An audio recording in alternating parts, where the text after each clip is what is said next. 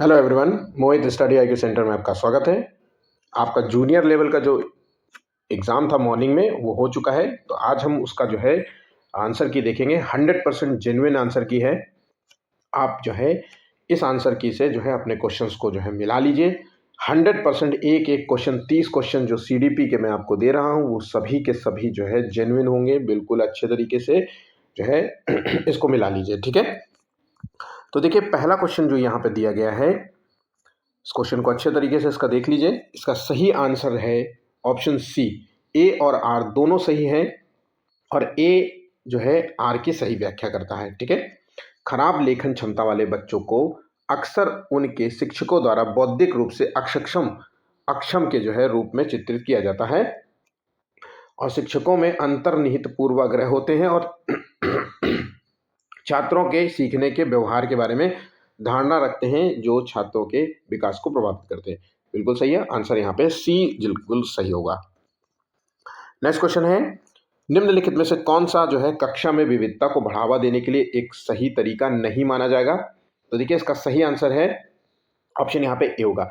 विद्यार्थियों की जो है पृष्ठभूमि और संस्कृतियों के आधार पर पूर्वाग्रह के अनुकूल व्यवहार करना, ये सही नहीं माना जाएगा कक्षा में विविधता को बढ़ावा देने के लिए। ऑप्शन यहाँ पे ए सही होगा। तीसरा नंबर का क्वेश्चन है, देखिए, निम्नलिखित में से अधिगम अक्षमता और इसके कारण होने वाली चुनौतियों का सही जो है मेल कौन सा सही है। तो अधिगम अक्षमता के कारण होने वाली चुनौतियों का दिखना है। तो देखिए, सही आंसर है ऑप्शन डी। ध्यान रखिएगा, लेखन वैकल्य में सूक्ष्म जो है पेशीय कौशल और वर्तनी को प्रभावित करता है। जब लेखन वैकल्य वाला समस्या होती है तो ये जो है आंसर यहाँ पे ऑप्शन डी सही जवाब होगा, ठीक है। अगला क्वेश्चन है ऑटिज्म से जुड़ा हुआ, स्वालीनता से जूझ रहे विद्यार्थियों को आसानी होती है। हर बार मैंने आपको ये ऑटिज्म से रिलेटेड क्वेश्चंस कराया है। अधिगम विकार वाला पूरा एक मैंने प्रॉपर वीडियो दिया था। इसका सही आंसर है परिचित और पूर्वानुमेय दिनचर्या का पालन करने में जो है वो आसानी होती है। जो बच्चा ऑटिज्म से जुड़ा हुआ बच्चा जो है सामाजिक क्रियाएं नहीं कर सकता, मतलब समाज में उठना बैठना बातचीत करना, ये इस तरीके से अंतः क्रिया करने में उसको बड़ी कठिनाई होती। तो जो पहले से परिचित है और पूर्व से जो पहले से निर्धारित दिनचर्या जो डेली करता है उसमें उसको आसानी होती। बाकी ऑप्शन यहाँ पे सही नहीं होंगे। पांचवा क्वेश्चन है, प्रतिभाशाली बच्चों के बारे में निम्नलिखित में से कौन सा कथन सही नहीं है, पूछा गया है। तो पांचवे का यहाँ पे ऑप्शन यहाँ पे बी सही जवाब होगा। प्रतिभाशाली बच्चों में जिज्ञासा की भावना कम होती, जब बल्कि प्रतिभाशाली जो बच्चे होते हैं जिनका IQ 140 प्लस माना जाता है वो जिज्ञासा से भरे होते हैं। उनमें कमजोर जो है कल्पना शक्ति नहीं होती, बल्कि उनकी कल्पना शक्ति जो है उनकी ज्यादा होती है। तो ऑप्शन यहाँ पे बी इसका सही जवाब होगा। जिस बच्चे ने ये आंसर ए लगाया है वो गलत हो गया है, ठीक है। छठवां क्वेश्चन है, देखिए, एरर से रिलेटेड है, विद्यार्थी का द्वारा जो है स्वयं का त्रुटि विश्लेषण। तो देखिए, स्वयं का जो त्रुटि विश्लेषण है वो विद्यार्थियों के लिए अधिगम को स्मृति में बनाए रखने में सहायता प्रदान करता है। ऑप्शन यहाँ पे बी सही जवाब होगा। सातवां क्वेश्चन है, घोषणात्मक जो है ज्ञान और प्रक्रियात्मक ज्ञान के संबंध में निम्नलिखित में से कौन सा कथन सही है। तो देखिए, घोषणात्मक ज्ञान और प्रक्रियात्मक ज्ञान के बीच में कौन सा कथन सही है। तो यहाँ पे आंसर है ऑप्शन ए। प्रक्रियात्मक ज्ञान जो है आमतौर पर कार्य विधिक उन्मुख होता है। देखिए, प्रक्रियात्मक ज्ञान का जो अर्थ होता है वो किसी काम को कैसे करना है, जैसे साइकिल चलाना है, इसलिए ये कार्य विधिक होता है, मतलब हाउ टू डू इट, है ना। तो ये आंसर हो गया। ऑप्शन यहाँ पे बी जिन लोगों ने लगाया है वो गलत है, इस बच्चे ने बी लगाया है, आंसर यहाँ पे गलत हो गया है, ठीक है। आठवां क्वेश्चन है, जिन विषय वस्तुओं को मौजूदा संज्ञानात्मक संरचनाओं के विस्तार या संशोधन की आवश्यकता होती है उन्हें सीखने में डॉट डॉट समय लगता है और वे डॉट डॉट जो है अवधि के लिए स्मृति में बने रहते। तो देखिए, मौजूदा संज्ञानात्मक संरचनाओं के विस्तार में संशोधन की आवश्यकता होती है। मान लीजिए कि बच्चा कुछ नया कुछ जानता है जिसको हम स्कीमा शब्द कहते हैं, मौजूदा ज्ञान संरचना, और उसमें संशोधन की बात कर रहे हैं, तो उसे सीखने में लंबा समय लगेगा और उसकी अवधि भी लंबी रहती है। ऑप्शन यहाँ पे बी इसका सही जवाब होगा। आंसर ना जो है बी होगा, यहाँ पे आंसर सी सही है, ना बी सही होगा, ना डी सही होगा, ना ए सही होगा, ठीक है। नवा क्वेश्चन है, देखिए इसको पढ़िए। निम्नलिखित कथन माफ कीजिएगा, निम्नलिखित कथनों को पढ़ना है। अभी कथन दिया है, एजर्शन दिया गया है कि शिक्षकों को बच्चों को ऐसे प्रश्नों पर ध्यान केंद्रित करने के लिए प्रोत्साहित करना चाहिए जैसे कि मेरा सीखने का लक्ष्य क्या है और वहां पहुंचने के लिए मुझे क्या करने की जरूरत है। रीजन दिया गया है, जब छात्र समझते हैं कि उनके काम के प्रदर्शन का आत्ममूल्यांकन कैसे किया जाए तो वे इस समझ का उपयोग खुद को सीखने और अपनी जो है प्रगति में मदद करने के लिए करते हैं। तो देखिए इसका सही आंसर क्या है। इसका सही आंसर है ऑप्शन यहाँ पे सी सही जवाब होगा और दोनों ही यहाँ पे सही है और ए सही आर की सही व्याख्या करता है। एजर्शन जो है ये मेटाकॉग्निशन को बढ़ावा देता है।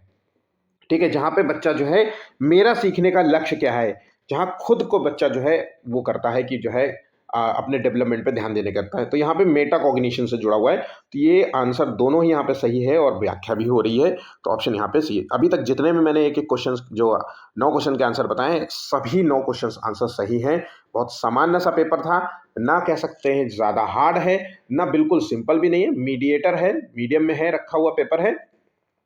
जिन लोगों ने जो है डेली पेपर्स लगाए हैं, यकीनन मैं कह सकता हूं कि जिन लोगों ने डेली पेपर्स लगाए हैं, थोड़ा सा भी थ्योरी पढ़ा है, जैसे कि मैंने अपलोड किया था पहले भी, मैंने बार बार कहा था कि थ्योरी पढ़ना जरूरी है, वो सभी क्वेश्चन उनके सही होंगे ज्यादातर। ठीक है, नेक्स्ट क्वेश्चन है अधिगम के निर्देशित खोज आधारित उपागम में। अब देखिए खोज आधारित उपागम में क्या होता है, विद्यार्थी जो है स्वयं के लिए ज्ञान की संरचना का निर्माण करते हैं, तो अवसर प्रदान जो है किए जाते हैं। आंसर हो गया ऑप्शन ए, बहुत ही सिंपल सा क्वेश्चन था।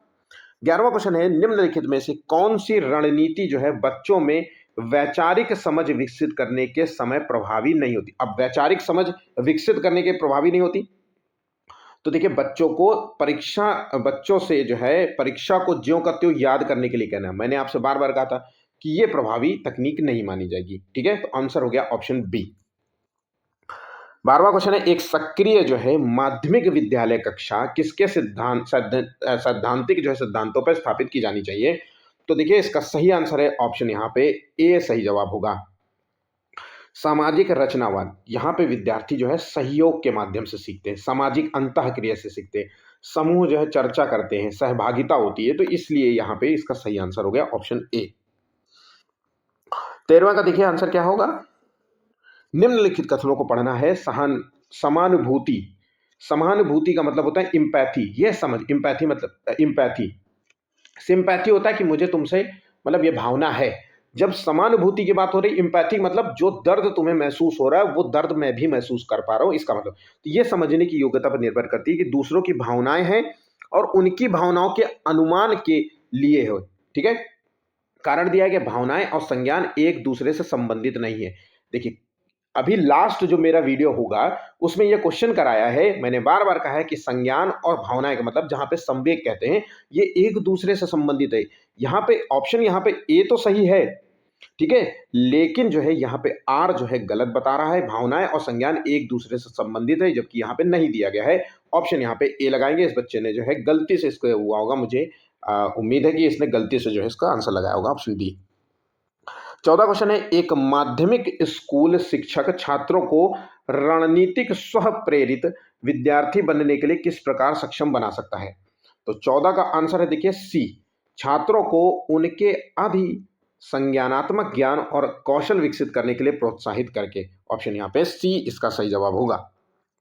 15वां क्वेश्चन है निम्नलिखित में से कौन सा आंतरिक अभिप्रेरणा का उदाहरण है। तो आंतरिक अभिप्रेरणा का उदाहरण है व्यक्ति रुचि या कार्य के आनंद से अभिप्रेरित। देखिए आंतरिक अभिप्रेरणा मतलब बच्चा जो है अपनी इंटरेस्ट के लिए कार्य करता है, उसको इस चीज पे इंटरेस्ट है, रुचि है, ये आंतरिक अभिप्रेरणा से जुड़ा हुआ है। बाहरी अभिप्रेरणा मतलब पुरस्कार है ना, लक्ष्य दूसरी चीजों के लिए होता है कि मुझे जो है बदले में मुझे ये मिल रहा है तो इसलिए मैं यार ये काम कर दूंगा। तो यहाँ पे डी आंसर इसका सही जवाब होगा। ठीक है, 16 क्वेश्चन है देखिए निम्नलिखित जो है प्रश्न में से किस बहस पर प्रकाश डाला गया है। क्या किसी व्यक्ति का जैविक रूप से निर्धारित जेंडर अपने साथ वह सभी विशेषताएं लाता है जो किसी के सामाजिक रूप से निर्मित जेंडर को परिभाषित करती है। तो देखिए तो इसका सही आंसर है ऑप्शन सी, प्रकृति परिवेश का विकास पर प्रभाव। ऑप्शन यहाँ पे इसका सी सही जवाब होगा। 17वां क्वेश्चन देख लेते हैं डॉट डॉट के दौरान एक प्रमुख विकासात्मक कार्य व्यक्ति, यौन और व्यावसायिक पहचान की खोज है। अब देखिए, ये व्यक्तिगत, पर्सनल और यौवन से रिलेटेड है, मतलब यौन पहचान है, व्यावसायिक पहचान की खोज है, तो ये जुड़ा हुआ है किशोरावस्था से। एरिक एरिक्सन अगर की बात माने तो ये जो चरण होता है, जो किशोरावस्था जिसे कहते हैं एडोलेसेंस एज, ये आइडेंटिटी वर्सेस रोल से जुड़ा हुआ होता है। तो यहाँ पे आंसर हो गया ऑप्शन ए। इस बच्चे ने जो है ऑप्शन डी लगाया है वो सही गलत है पूरी तरीके से, ठीक है। 100% जो है 17वें का आंसर ए ही होगा। निम्नलिखित कथनों को पढ़ना है। तो देखिए, अभिकथन दिया गया है, ठीक है। तो अभिकथन दिया गया है, बच्चे समाज के मूल्यों और मानदंडों को प्रत्यक्ष और अप्रत्यक्ष दोनों रूप से सीखते हैं। तो समाज में प्रत्यक्ष मतलब माता पिता के द्वारा, और अप्रत्यक्ष मतलब रोड में टहल रहे, घूम रहे, और जो भी उसने देखा वो सीख लिया समाज के मूल्य, है ना। तो ये बिल्कुल सही बात है। समाजीकरण जो है समाज के रीति रिवाजों और अनुष्ठानों को पारित करने की एक सरल प्रक्रिया मानी जाती है। तो यहां पे देखा जाए तो आंसर यहाँ पे सी इसका सही जवाब होगा, ठीक है। चलिए अगला क्वेश्चन देख लेते हैं। 19वां क्या है? तो देखिए, पियाजे के संज्ञानात्मक विकास के सिद्धांत के अनुसार निम्नलिखित में से कौन सी क्षमता औपचारिक संक्रियात्मक सोच को मूर्त संक्रियात्मक सोच से भिन्न करती है? मतलब ये जुड़ा हुआ है औपचारिक संक्रियात्मक जो है क्वेश्चन से, तो यहाँ पे अमूर्त तर्क जो है आंसर हो जाएगा। ऑप्शन यहाँ पे सी इसका सही जवाब होगा। मैंने आपसे कहा था कि पियाजे 100% क्वेश्चन पूछा जाएगा, बल्कि तो ये बहुत ही सिंपल क्वेश्चन है पियाजे का, ठीक है। अब आ जाते हैं 20वां क्वेश्चन देखते हैं। जीन पियाजे की एक महत्वपूर्ण आलोचना है, ये है कि वह विकास पर डॉट डॉट के प्रभाव पर पर्याप्त रूप से विचार करने में विफल रहे हैं। तो देखिए, जीन पियाजे की अगर हम बात को माने तो इन्होंने अनुभव, परिपक्वता और क्रिया, एक्शंस, मतलब जिसे हम कहते हैं एक्टिविटी बेस्ड या निष्क्रिय और सक्रिय जैसा समझ लीजिए, इस पर विचार किया, लेकिन संस्कृति पर इन्होंने महत्वपूर्ण तथ्य नहीं दिए हैं। मतलब इन्होंने सामाजिक और सांस्कृतिक पहलुओं पर ध्यान ही नहीं दिया था। ये किस पर ध्यान, इन्होंने किस पर ध्यान दिया था, मतलब इस सांस्कृतिक पहलू पर किसने ध्यान दिया था? वाइगोस्की ने दिया था। तो आंसर यहाँ पे डी जो है वो गलत होगा, मतलब आंसर आपको डी ही आंसर लगाना है, ठीक है। ऑप्शन यहाँ पे डी इसका सही जवाब होगा। नेक्स्ट क्वेश्चन है, निम्नलिखित में से कौन सा जो है एक सही सुमेलित युग्म है? तो 21वें का देखिए आंसर है, दंड और आज्ञाकारिता उन्मुखी बुरे परिणामों से बचाओ। तो देखिए आंसर हो गया ऑप्शन यहाँ पे सी इसका सही जवाब होगा।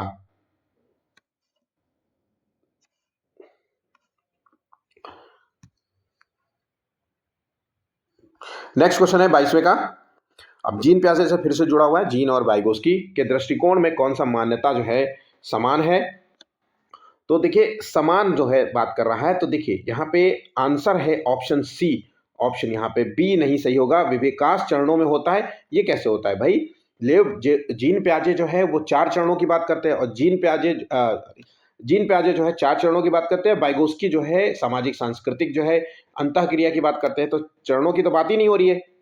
बच्चे जो है अर्थ निर्माण की प्रक्रिया में शामिल होते हैं, मतलब बच्चे जो है वो सक्रिय रूप से सीखते हैं। अर्थ निर्माण की प्रक्रिया मतलब सक्रिय रूप से सीखते हैं, अंत अनुभव से सीखते हैं, अंतः क्रिया के माध्यम से ज्ञान का निर्माण करते हैं, निष्क्रिय रूप से नहीं सकते। और ये दोनों ही, ये जो है दोनों वैज्ञानिक है, मनोवैज्ञानिक, ये दोनों ही इस बात को जस्टिफाई करते हैं अपने अपने बातों से। तो आंसर यहाँ पे सी इसका सही जवाब होगा। जिन लोगों ने सी लगाया वो सभी सही है, 100% ये क्वेश्चन सही होगा, ठीक है। लेव वाइगोस्की ने प्रस्तावित किया था कि बच्चों में जो बहुत क्षमताएं ऐसी होती हैं जिनमें वे कार्य भी शामिल होते हैं जिन्हें वे दूसरों के सहयोग से कर सकते हैं। तो देखिए, सहयोग शब्द आ गया तो आंसर है ऑप्शन बी ही होगा, इसके अलावा कोई आंसर नहीं है, ठीक है। चलिए अगला क्वेश्चन देख लेते हैं। 24वां क्वेश्चन देखते हैं, इसका सही आंसर क्या है?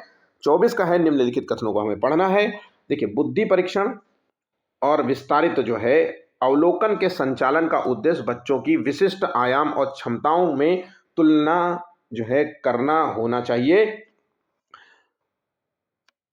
और बुद्धिमत्ता एक जन्मजात क्षमता है, इसे पोषित नहीं किया जा सकता। अब देखिए, यहाँ पे अभिकथन तो सही दिया है, लेकिन कारण गलत बता रहा है, क्योंकि बुद्धिमत्ता मतलब कह रहा है कि बुद्धिमत्ता या आईक्यू को कह लीजिए, या ये एक जन्मजात क्षमता है, पोषित नहीं कर सकते। जन्मजात क्षमता के साथ साथ इसे पोषण भी देना चाहिए, पोषित भी किया जाता है।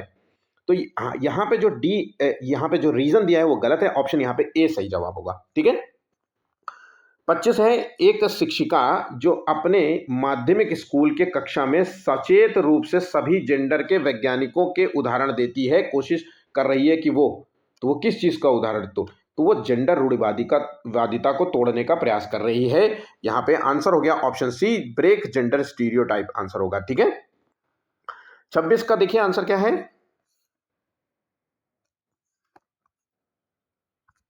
निम्नलिखित कथनों को पढ़ना है। 26 का आंसर है यहाँ पे देखिए, सभी लड़कियां मेहनती और ईमानदार होती है जबकि लड़के बुद्धिमान और रौबदार होते हैं। तो ये जेंडर वाला है तो तुरंत गलत हो गया। ये जरूरी नहीं कि सभी लड़कियां जो है मेहनती हो और ईमानदार ही हो और सारे लड़के बुद्धिमान हो और रौबदार हो। अब रीजन दिया गया है कि दो विशिष्ट जैविक मस्तिष्क जो है लड़कियों और लड़कों में शारीरिक संज्ञानात्मक कौशल के साथ साथ व्यक्तित्व और स्वभाव में भी सभी मतभेदों का उत्पादन करते हैं। यहाँ पे जो आंसर है वो दोनों ही गलत हो जाते हैं। ऑप्शन यहाँ पे बी सही जवाब होगा। ठीक है, नेक्स्ट क्वेश्चन है 27वें का देखिए, विद्यार्थियों के सीखने की प्राथमिकताओं में व्यक्तिगत भिन्नताओं को किस रूप में देखा जाना चाहिए। तो व्यक्तिगत भिन्नताओं को हम किस रूप में देखेंगे, ये विविधता का सामान्य चित्रण के रूप में देखेंगे। ऑप्शन यहाँ पे बी सही जवाब होगा। देखिए, विद्यार्थियों में जो होता है सीखने की प्राथमिकताओं में अंतर होना एक स्वाभाविक और सामान्य जो है क्रिया। देखिए, व्यक्तिगत भिन्नताओं को हम देखेंगे कि और ये सामान्य अंतर होता है प्राथमिकताओं में, जो है सीखने की प्राथमिकताओं में स्वाभाविक अंतर होता है और इसे जो है किसी कमी या सामान्य रूप में नहीं देखना चाहिए। तो ये कमियों के रूप में नहीं देखेंगे हम, या असमान जो है मापदंड के रूप में नहीं देखेंगे, या असामान्यता के रूप में नहीं देखेंगे, इसे एक सामान्य चित्रण के रूप में देखेंगे। इसलिए यह आंसर हो गया बी। ठीक है, बच्चे ने आंसर ए लगाया है जबकि ये गलत होगा। ठीक है, ऑप्शन बी सही जवाब है। 28वां क्वेश्चन देख लीजिए, वह आकलन जो किसी विद्यार्थी के प्राप्त अंकों को अन्य विद्यार्थियों के औसत प्रदर्शन से तुलना करने के लिए किया जाता है कहलाता है। अब देखिए, बहुत ही अच्छा क्वेश्चन है, हार्ड क्वेश्चन है, लेकिन इसका सही आंसर है मानक संदर्भित। ऑप्शन यहाँ पे ए सही जवाब होगा। माप संदर्भित नहीं हो सकता है क्योंकि माप संदर्भित का कोई मतलब नहीं है, क्योंकि जो माप संदर्भित में जो है तुलना जो है तय किए गए मानदंडों के आधार पर होती है।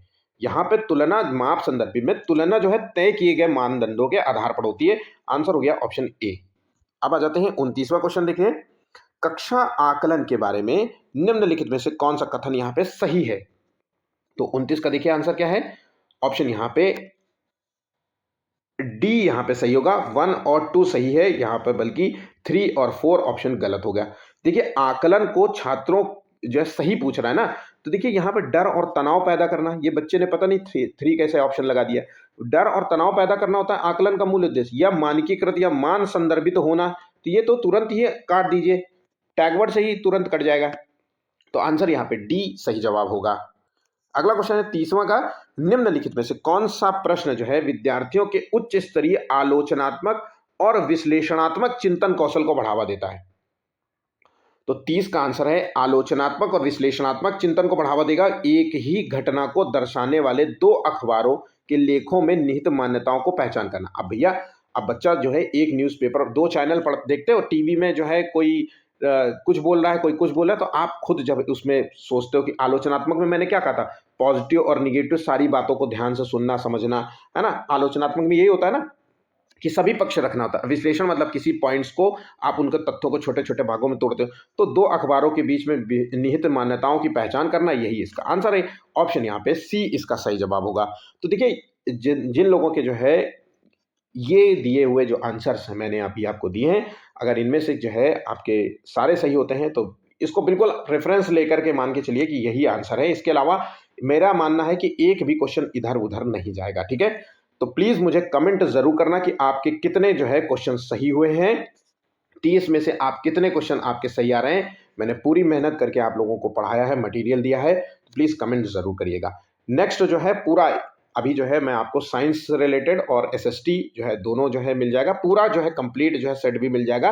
एक एक करके जो है अभी आप चेक करते रहिए। ठीक है।